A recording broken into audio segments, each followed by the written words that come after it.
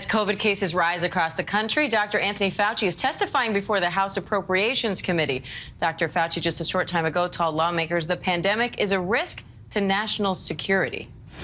Whenever you have something that threatens the economy and political stability of nations, it is part of global security. And that's the reason why we take very seriously outbreaks.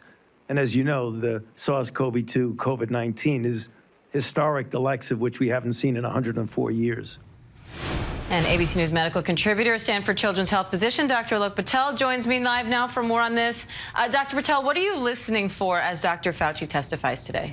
Diane, what I'm listening for is a very clear statement about what situation we're going to be in if we don't get this funding, not only for the next wave, potentially the next pandemic. One thing that's very clear is that there's about $1.5 billion being requested for covering people who are uninsured for treatments, testing, vaccines, all of that. That is not something that we can ignore right now, not only right now, but moving forward. We have a major problem right now in this country, people who are uninsured or underinsured. It's got to be addressed. I hope Dr. Fauci paints a very clear picture of what kind of trouble we'll be in if it's not. And there are some new questions now popping up about Paxlovid, the antiviral that's been used to treat COVID as of late. Some people are saying that they're seeing kind of a resurgence in symptoms after they take this. What do we know about that? Well, we know from the earliest data coming out, that was actually from the trial, that about 1% to 2% of people who took Paxlovid had those rebound symptoms after that 5 days. Now questions are emerging now. If you have rebound symptoms, does that mean you're at greater risk for long COVID? Probably not. Do you need to get retested after that? Should the duration of time actually be different? But Diane, this also raises the question of when we talk about the new normal and living with things like Paxlovid, Evusheld, these treatment options, do we have all the questions answered? Do we know who needs to be getting them? What else needs to be out there for people to feel safe moving forward, especially those who are most vulnerable? And we're also, we're getting to a point now where COVID is almost as contagious as measles. That's what you were saying. What does that mean for guidance if you're exposed or if you have it? You know, if it feels like everyone around you, you're exposed all the time, do you quarantine all the time? What's the guidance there? It is crazy because it does feel like everyone around us now is testing positive and getting symptoms.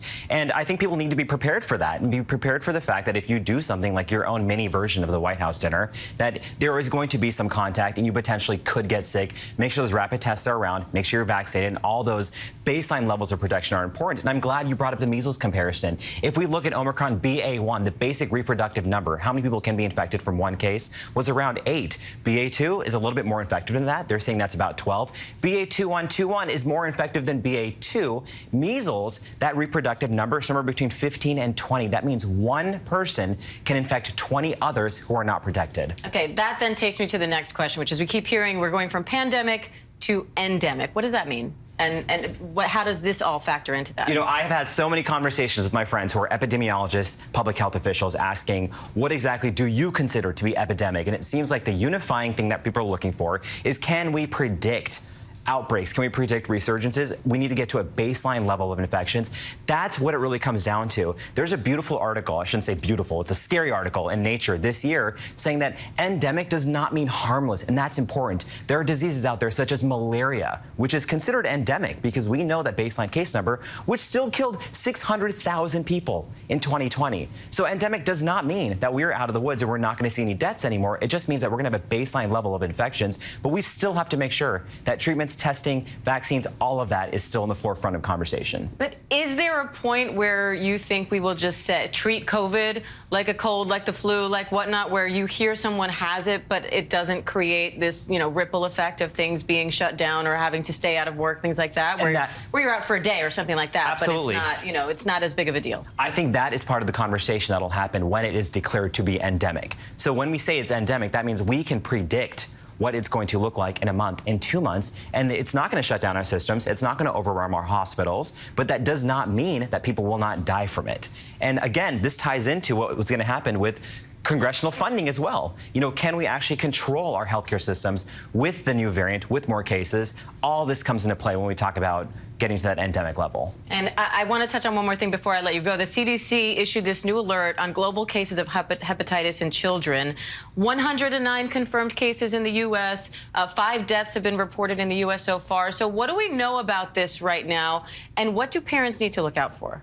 We know about it right now is that it is a big mystery, unfortunately, for parents out there. There was that case study out of Alabama showing that the majority of those kids tested positive for respiratory infection, adenovirus. Seems to be a link, but it's not definitive. Well, parents need to know that it's not caused by COVID-19, we don't think, and it's not caused by the vaccine. Those kids were too young or ineligible. But Diane, you and I both have young kids, and it's scary because a lot of these kids were very young. What parents need to be paying attention out there for, and this is going to sound very broad, things like fever, fatigue, abdominal pain, nausea, vomiting. You're thinking, my kid does that all the time. I reassure parents and say that we are trained to screen for hepatitis for any of those early symptoms. So when in doubt, chat with the healthcare professional and just ask all those questions. Okay, Dr. Patel, always great to have you. Thank you. Thank you. Hi, everyone. George Stephanopoulos here. Thanks for checking out the ABC News YouTube channel. If you'd like to get more videos, show highlights, and watch live event coverage, click on the right over here to subscribe to our channel. And don't forget to download the ABC News app for breaking news alerts. Thanks for watching.